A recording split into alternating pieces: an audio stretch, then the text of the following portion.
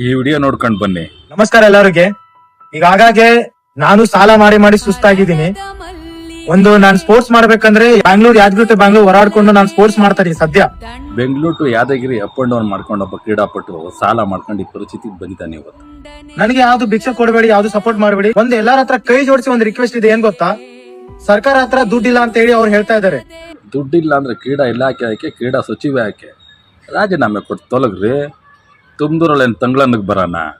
Actually ನನ್ ಮೇಲೆ FIR ಆಗಿದೆ, ನಾನು ಜೈಲ್ ಹೋಗಕ್ಕೆ ರೆಡಿ ಆಗಿ ನಿಂತಿದ್ದೀನಿ. ಯಾವ ಪಕ್ಷ ಬಂದ್ರೇನು ನ್ಯಾಯ ಕೇಳಿದ್ರೆ ಜೈಲ್ಗೆ ಹೋಗ್ಬೇಕು. ನನ್ನ ಲಾಸ್ಟ್ ಕೋಣೆ ಬೇಡಿಕೆ ಎಲ್ಲರ ಹತ್ರ ಏನಿದೆ ಗೊತ್ತಾ? ಯಾದಗಿರಿ ಡಿಸ್ಟ್ರಿಕ್ಟ್ ಸ್ಟೇಡಿಯಂ ಸುಧಾರಣೆ ಮಾಡ್ಕೊಡಿ. ಆಕ್ಚುಲಿ ಅವ್ರ ಹತ್ರ ದುಡ್ಡಿಲ್ಲ ಅಂತ ಹೇಳಿ ಅವ್ರು ಹೇಳ್ತಾ ಇದಾರೆ.